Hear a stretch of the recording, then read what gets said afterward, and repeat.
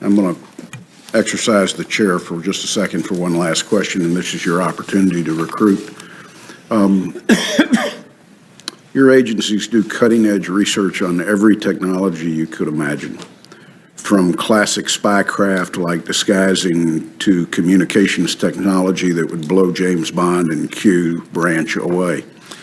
What pitch would you make to those in school now, or perhaps those working in tech and looking to serve a greater purpose, that they should come apply their engineering degrees, coding skills, and creativity and work in the IC?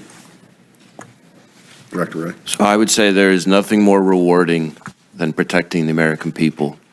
And we've seen with some of our smartest high-tech folks, I can think of one office in particular where two of our brightest stars with great talent briefly left for what they thought would be greener pastures in the private sector, and I was very pleased to see them both independently come back only about 8 months later when they realized the grass was browner.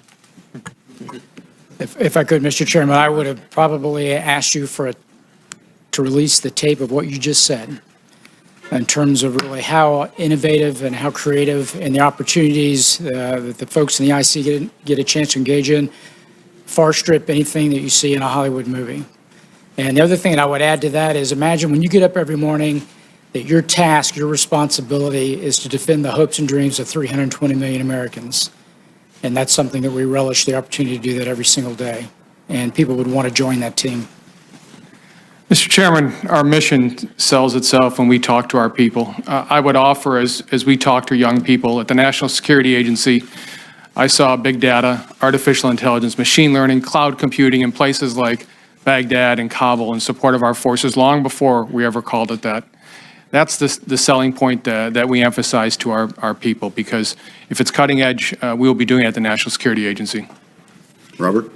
Mr. Chairman, we're proud of our ability to recruit some of the talent you just described. We don't do it often on fiscal terms. We do it on psychic terms. And so serving something greater than oneself for a cause to protect the nation and our interests is one that both attracts and retains the lifeblood of our agency, which is our people. Director Haspel, you want to take a shot at selling something that not many people know about?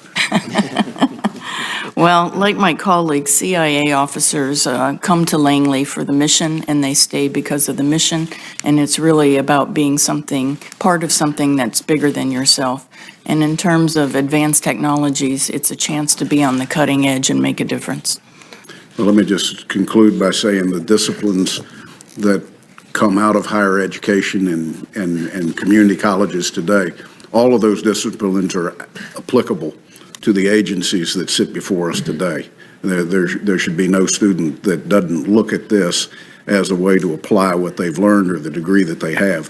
That didn't used to be the case. It was all specialized, but now it applies to everything. Director Coates. Well, Mr. Chairman, as someone of an older generation here who has to turn to his grandson to get the TV on the right channel, I'm continually amazed as I get around the country talking to colleges and graduates and people that are in these STEM positions and studying of their incredible talent. They bring those kind of talents and skills to our agencies, as you have heard, and it is extremely rewarding to see the young people who know they could have a better financial deal, a more settled lifestyle, easier and so forth and so on.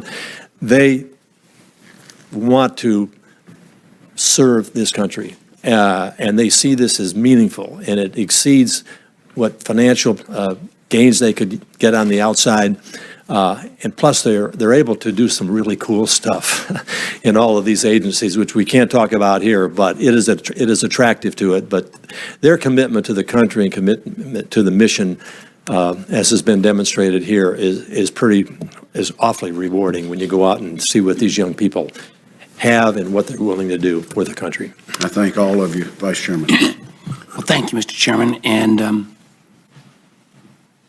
I agree that the people who work with all of you are extraordinarily special Americans, and the mission is critically important.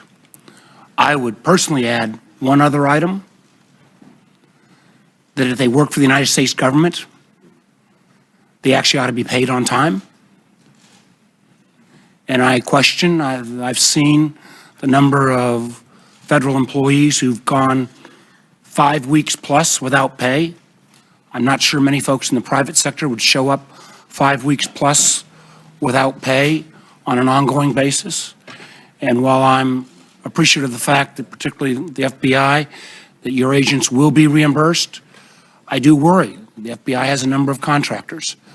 Under our current setting, they will come out of this 5 week plus 35-day shutdown with nothing to show. And if we cannot guarantee that people that work for the United States government are going to be not used as hostages for either side of the political debate, then I think our ability to recruit and retain will go down dramatically. I don't know if, Director Ray, if you want to make any comment on that or maybe just punt, but it is something I saw FBI agents, I saw Homeland Security agents, I saw air traffic controllers working double shifts and then going and driving an Uber. I'm not sure I want somebody showing up maintaining the safety of our airway with 4 hours of sleep, but I'd be happy to take a comment there.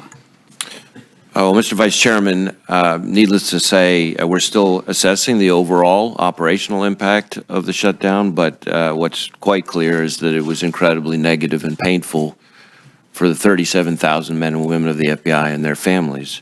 But I will also say that I could not be more proud of their professionalism and their dedication to not let balls drop, but to keep charging ahead across all of our various program areas during that time. Certainly, when you talk about contractors, we are very dependent, just like every government agency, on contractors for a whole range of services. And, you know, we would want to make sure that that aspect of our operations doesn't get disrupted.